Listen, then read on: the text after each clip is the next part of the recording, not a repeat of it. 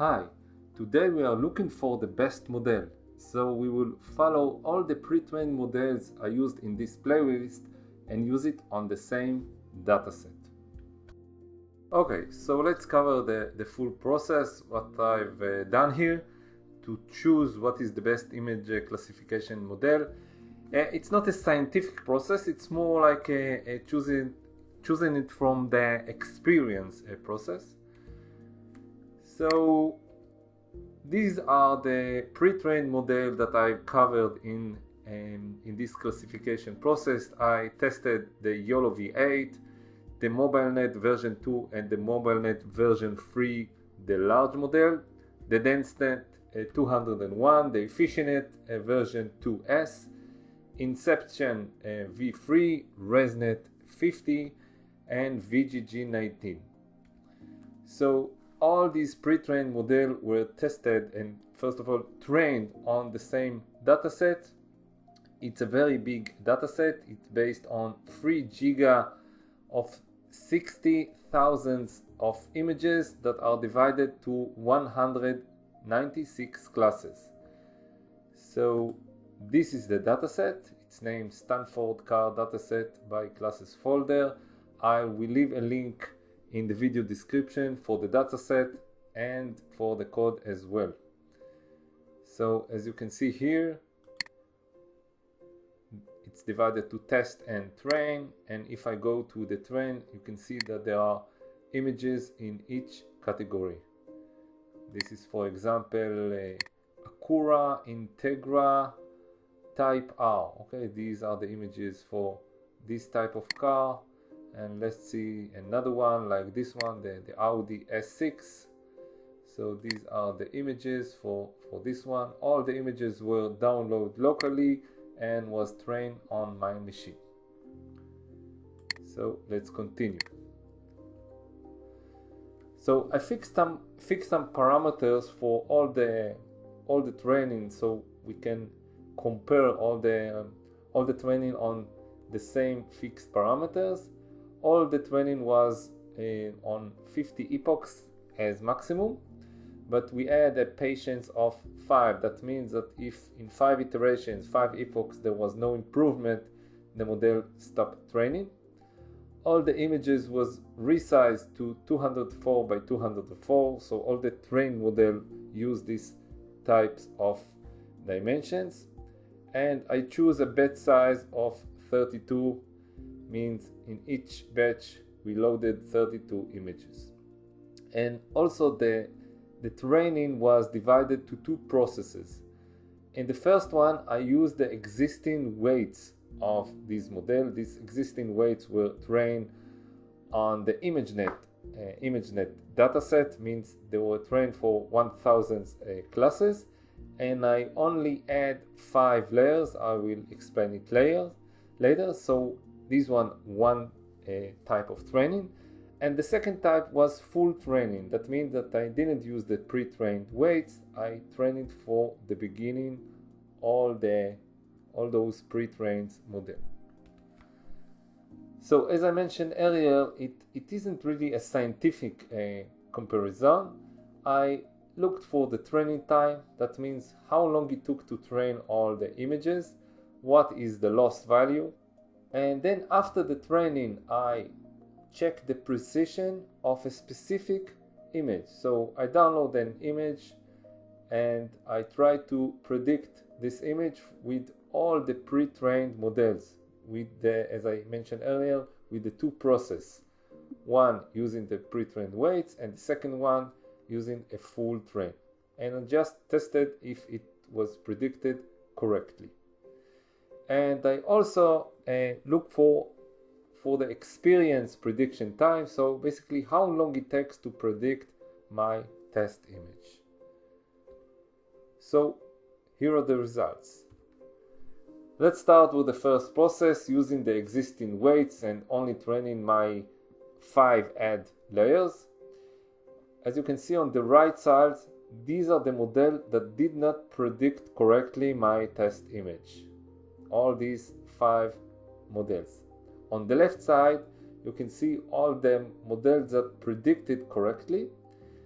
and also I add the time of the training and how long it took to predict one simple image. As you can see, the best one was YOLO V8. The training was 27 minutes and it took only 1 second to predict my test image. Next, so this is the results when I trained all the layers in this model. Of course, the process took longer.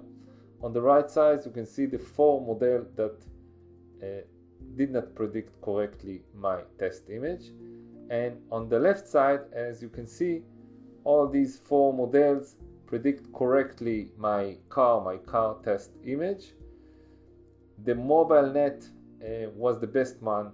MobileNet version 2 was the best one since it took only 16 minutes and about 3 seconds of prediction. But as you can see, the MobileNet V3 is basically the same results. If I'm looking for experience, MobileNet V2 and V3 are basically the same.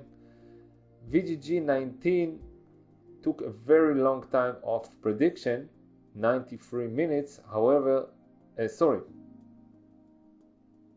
VGG19 took about 93 minutes of training, very long time. However, the prediction is the shortest one.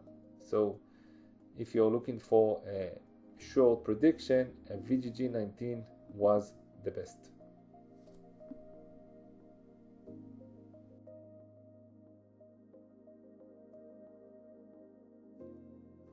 Now let's cover the code. As you can see, there is a folder named Compare Classifications Models, and each of the models there is 3 files. For example, if I'm looking here in the inception, there is a build model Python file, there is a full train Python file, and there is test the model Python file.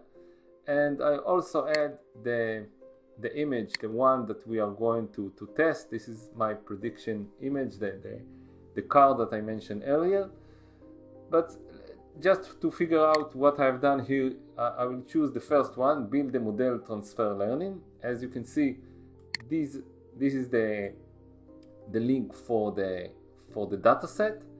Here I'm importing several Keras libraries like the Inception V3, image data generator, and some layers that I'm going to add. I'm using the Adam optimizer and also early stopping for the patience equals 5 epochs. So this is the size, 224 by 224, and I'm training 196 classes. After downloading the dataset, I put it here in this folder. So this is pointing the train and this is pointing for the validation images. So first of all, I'm loading the data using the image data generator flow from directory. As you can see, using this function, I'm converting the imaging, resizing to my requirements, which are 224 by 224 and a bed size of 32. As you can see, I am not doing any data manipulation, any data augmentation. All the trained models use the same data set and use the same, let's say, source of images. Next, I'm creating a base model based on this Inception V3. If you look on the other Python files, you will see here the MobileNet and the ResNet and the VGG19. Basically, it's the same structure. And then I'm adding several layers. I'm adding a global average pooling, and I'm adding 3 dense layers, one with 512 neurons, and another one with 256, and another one with 128. I didn't mention, but as you can see, it says here include top false. That means that I'm chopping the last layer, which is trying to predict 1000 classes, which is the ImageNet. So instead of the last layer, I'm adding this layer and also adding my last prediction layer, which contains the 196 classes. And then I am building the final model with using the input and the outputs, print the summary, and next is very important. As you can see, I am freezing all the layers except of the last 5, the one that I had earlier. Next, here are the 50 epochs. This is the optimizer Adam, is the same for all the training. Of course, it's categorical cross entropy since we are trying to predict more than one class. This is the early stopping, means patience equals 5. That means that if in 5 epochs there was no improvement, the model will stop training. This is the train process, and here I'm only printing how long it took, and next saving the model. Then if we will jump to the Python file that test our model, as you can see, I'm loading the name of the classes just to print it with the loaded image. Here I'm loading the saved model. Next, I'm creating a function that prepares the image for the prediction. Here I'm loading the image, convert it to NumPy array, adding another dimension in order to create a batch of images that contain only one image. Normalize the data so it will be between 0 and 1. So this is the function. I will call it later. This is my test image, the one that I've showed here. Okay, this is the test image. Next, I'm loading the image using OpenCV, running the function, the one that I explained earlier, running the prediction. And next, I'm using the argmax in order to grab the index or the class number that has the highest prediction value, print it, and then print the description. So basically I'm getting the name of the car out of the index, and then I can show it using putText, show everything together, the image and the prediction text. Let's run the VGG19 for example. Here, as you can see, this is the image and this is the right prediction. Let's try to run it on Inception v3. As you can see, it's trying to predict it as Hyundai Elantra, which is wrong prediction. So this is the first step. As I mentioned earlier, I'm doing the training in 2 different ways. So that was using the existing weights. And look here, this is the second Python program for training, but here I'm using a full training and not using the pre-trained weights. Basically, all the starting point is the same. This is the train path for the images and the validation path for the test images. Here, basically, it's loading the images. It's the same. And look here, after loading the base model, I'm adding this command that means trainable true. So all the layers should be trainable.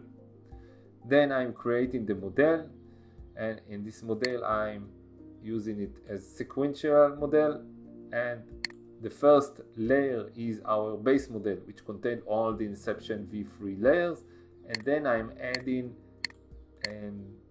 more layers, and the final layers is the classification layers, and all the rest is the same number of epochs, the early stopping process, everything is basically the same. So once again, thank you very much. I hope you enjoyed this tutorial. Bye bye.